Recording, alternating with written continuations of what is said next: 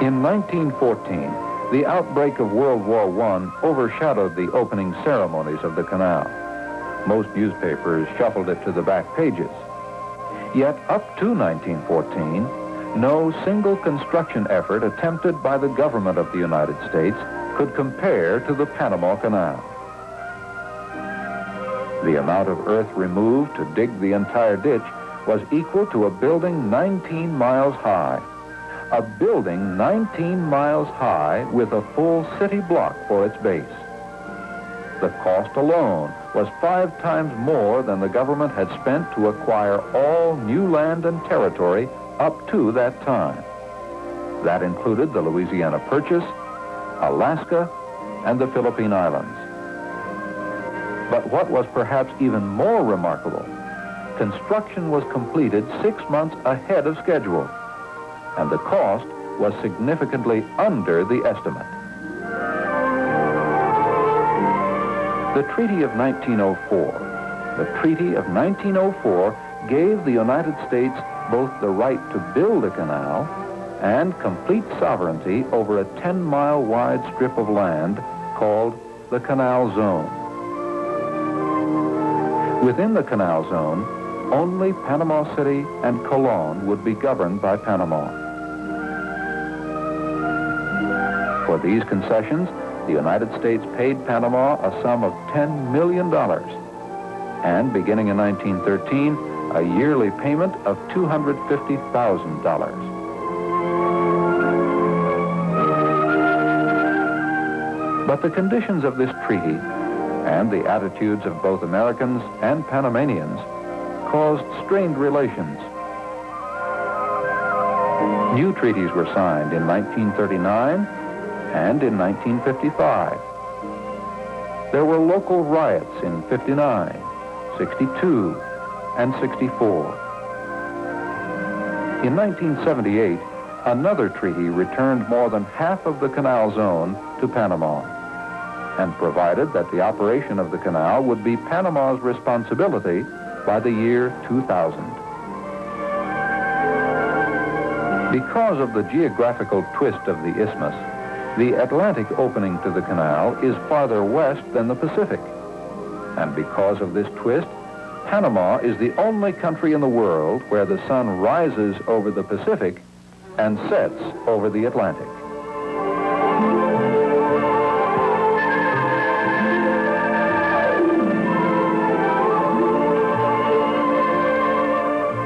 For ships to pass from ocean to ocean, 8 to 10 hours are required.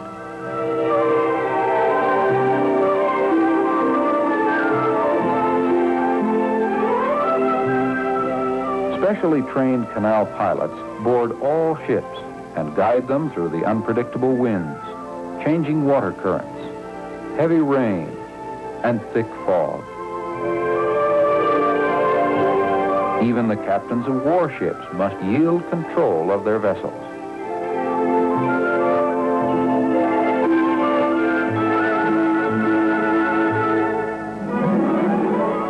One pilot for small craft.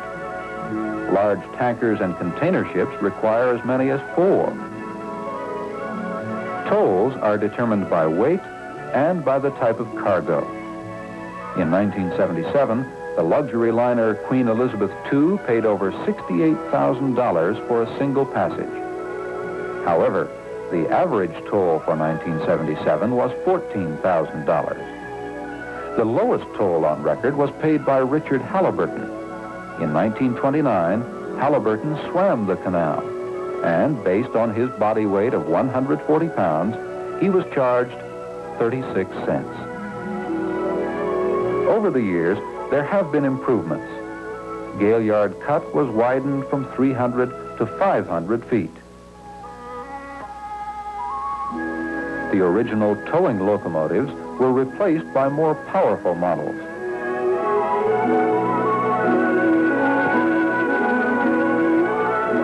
On the Panama Railroad, travel time between Colon and Panama City has been cut in half.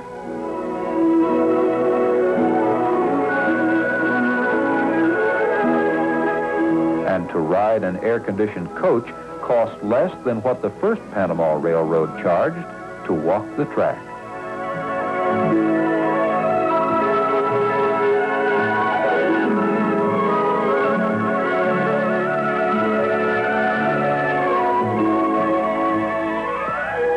In 1966, channel lights were installed, making transit possible on a 24-hour schedule.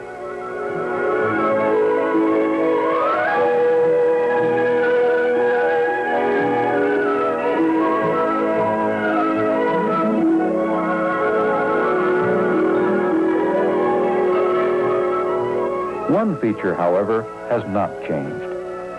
Rowboats still carry towing ropes from ship to shore, just as they did when the canal first opened.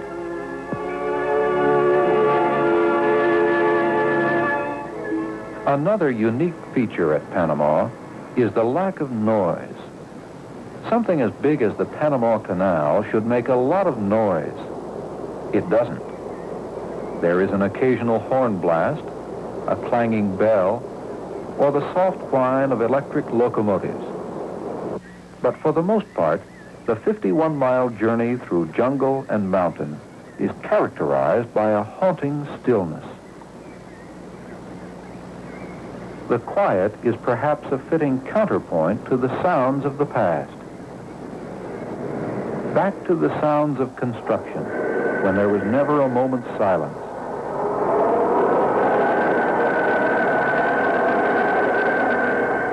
Back to the sounds of the first transcontinental.